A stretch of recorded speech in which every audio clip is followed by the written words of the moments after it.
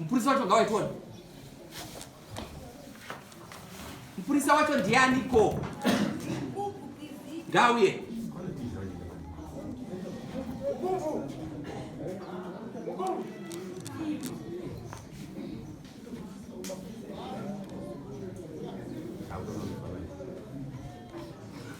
Zakabvusa iri mombe.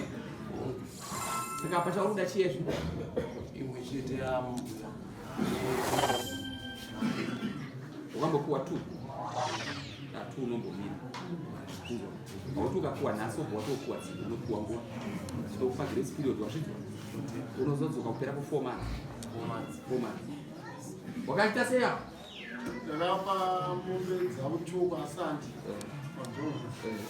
Vachita pamusikana ndataisa mavhocha anondibvudza kuti nemabhera akatengeswa ese arikukwana kuita 5 + 6 akuita 11.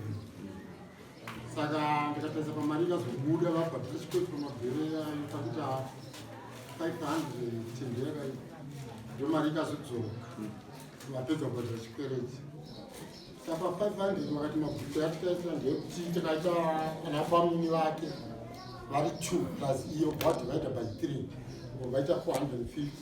Pa $450 vakatika vataendesawo kuno munhu anga vakureta nesi. Saka vakagwanisa 150 kuti amai guru Nanovala mairi. Uchachisi yakatora. Ngokasimudza uri kutaura?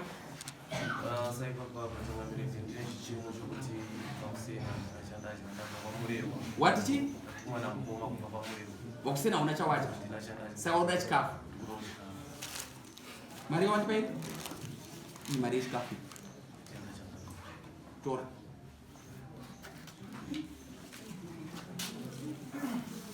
Wanzwa zvataurwa unomuya? Unoti kudini nazvo?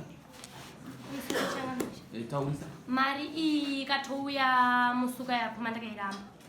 Chandikairambira changa mini chekuti andaikwanisa kusena zvinhu zvandisinganzwisise ndichigutsikana ndichiwawariro nzitambira zvinhu zvandisingagoni. Handikwanisa kugamuchira zvinhu zvandisinganzwisise kozi mukurima ndaishanda nesi tikatenga fertilizer yangu nomumwe muchiti ticheta zvinhu zvedu tiwai. Pandaidiridza nesi napa munini wangu mumwe ari kusouth. Mumwe ari kuna mazuva achita zvarinda. Tisina urongwa kuti ticharima tese nefertilizer yangu. Nhasi uno ndakasakura ndega mumunda. Fodye kabatanidza. Papa shiyeni ndonzi ndishiyane nemumwe munhu asina kudiridza nesi asinoita sei. Ndonzi zvoni bamunini wamwe wechi3 wakabva kusouth. Mufodya yangu chawakagona pane ndingangoti fodya yese nechikwereti. Ai nini changamire ndakangokuti handikatauriwa mudare ino ndiye ndichapiwa. Mari. Ndandikanzi ndichapiwa 1000. Takosora. Alright. Ndazvizwa chimwe chii chaona kuti murume wako chauri takashanda kuti tese gore rakapera nachandikawana. Vakana vachiti kune aiki kuno mudhudhudhu. Tora tora mapepe mudhudhudhu ndofunga kana auya nawo ndikaona pakanzi K Makoni panonzi Trust. Kuna pakanzi Kosam Makoni ndiane bike. Saka ndikatozoziva kuti vaitenga bike vachisamusara baba rati zvakasiyana. Alright, ndikatimubvunze. Bike rakamira sei? Musoro changamira kubva ndirime Forge. Baba namai na wangwari warume wangu ndovaenda kuHarare. Ina anobva ndikaenda kuHarare kuti makatesika Forge. Saka ina handizoti mudhudhu ukatengwa nezara anasi mudhudhu ukatengwa nemari yangu yandikarima Forge. Saka uri kuda chiitaura? Ndikudawo mari yekushanda kwatikaita mudhudhu. Okay, uda mari pamudhudhu? Handisi kuziva. Mudhudhu ukautenga gore ripi?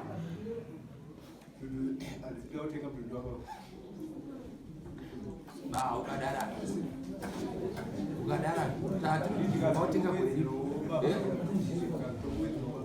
Datu ukautenga gore ripi? Wani makore mangani? Ndisicha unoratidza kuti kune gore rechi2.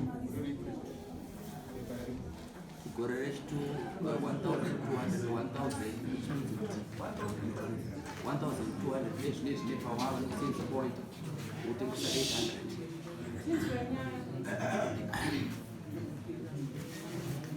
Pamudhudhudhu unopiwa $300 wazvinzwa? $300. Iyi mari tambirai. Nopota uchiuya uchiwana ini. Next. Babo chichemo changa. Kubva January murume yaenda asitombodzora mwana kugeza neari kuachirwa. Muute kuti murume mwana asi kushamba. simbiro ri mwana haasi kushamba kubva January pamungandisiya muchienda kumufungwe paya. Naiwe. Iwe. Simuka. Uri kusimudzire uro. Ndiri kuti ava ngavangoita zvavaita kare tichibamba tese.